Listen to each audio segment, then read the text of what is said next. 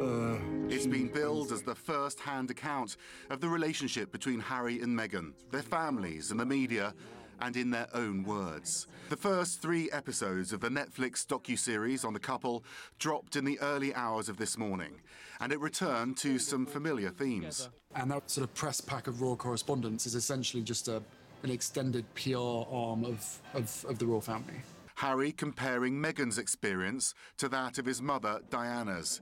He feared she would be driven away by the media harassment. As far as a lot of the family were concerned, everything that she was being put through, they had been put through as well. So it was almost like a rite of passage.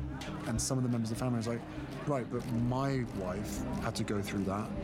So why should your girlfriend be treated any differently? Why should you get special treatment? Why should she be protected? And I said, the difference here is the race element. Ultimately, Harry says, he had to leave the UK to protect his family. I accept that there will be people around the world who fundamentally disagree with what I've done and how I've done it. But I knew that I had to do everything I could to protect my family. Hi, Grandma. Yeah. Hi, Grandma. Especially after what happened to my mum. Yeah. That's your Grandma Diana.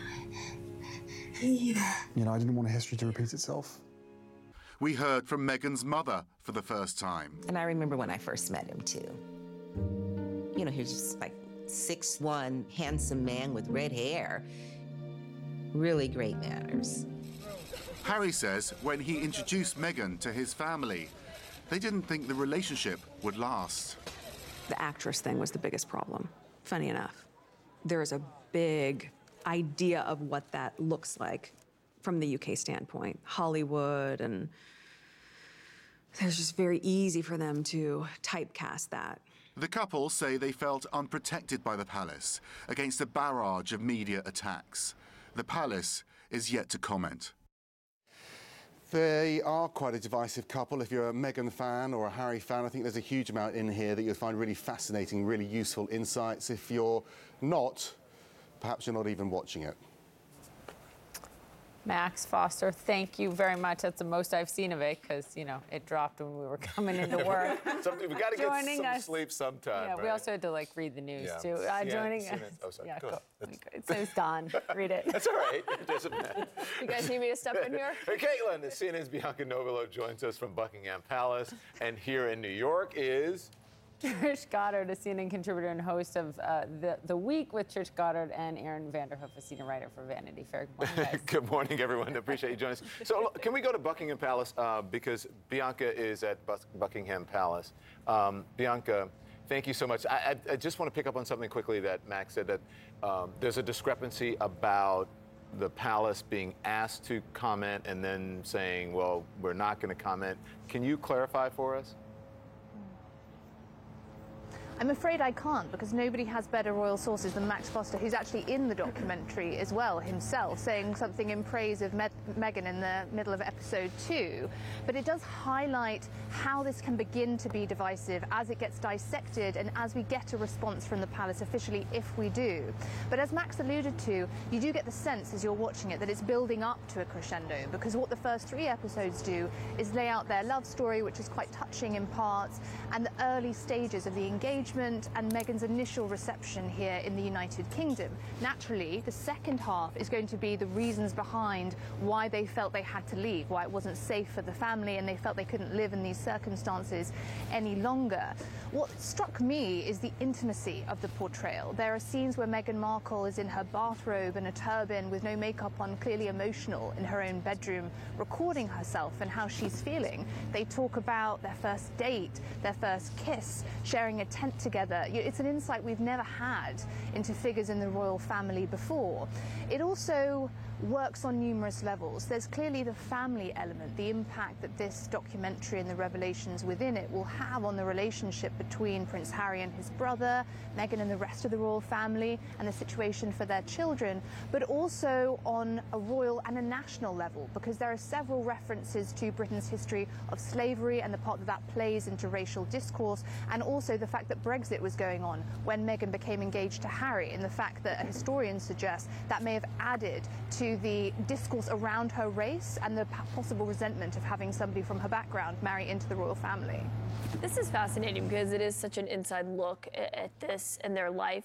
Some people may say, you know, we've already seen enough. There's already been so much about this and it's oversaturated. I wonder how differently, though, it's viewed in the United States versus how it's viewed, you know, in the UK. In the UK, by British media, the two different approaches that we've seen to how candidly they speak. I think that the UK is going to find it more difficult because this is very Hollywood, it's very produced and what have you, and British documentaries tend to be a lot more raw. But I actually liked it. I actually don't see anything wrong. I don't see, you know, yesterday I was asked, do you think the royal family will be nervous about this?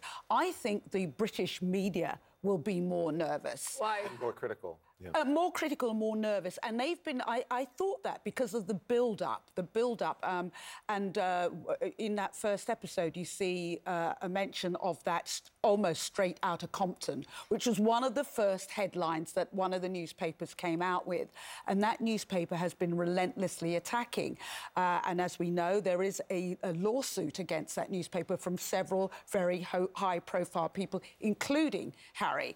It exposes them, is that what you're saying? Yeah, I think it exposes them, and it links them back to the days of Diana. It links them back to days of tabloids like the Daily Mirror when they were phone tapping. I mean, I have to say the Daily Mail has refuted that, but there's still a lawsuit there. So I think the British media will see that as more of an attack than the royal family would. Let's listen to a little bit more of this. This is about, with Meghan talking about sort of, it's not comfortable to do this, but why they felt they had to do this. Here she was. I'm not going to say that it's comfortable, but when you feel like people haven't gotten any sense of who you are for so long, it's really nice to just be able to have the opportunity to let people have a bit more of a glimpse into what's happened and also who we are. What do you think?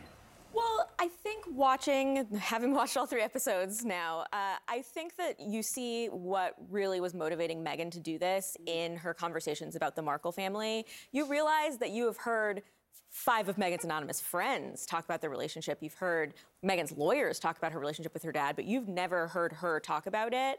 And I think that there is a sense where you can tell she started to really resent how much, you know, courtiers were telling her how to deal with her own family and how much it was about optics and not about the fact that she had a difficult childhood growing up. She, you know, her parents divorced when she was really young. And I think that there's a lot of trauma around that for her. And I think this is her taking the opportunity to finally clear that up. So the first 3 episodes, I don't know about what's going to happen next, but definitely the first 3 episodes, they are about Meghan Markle's relationship with her family and the way that the media interfered in that and Harry's relationship with the media.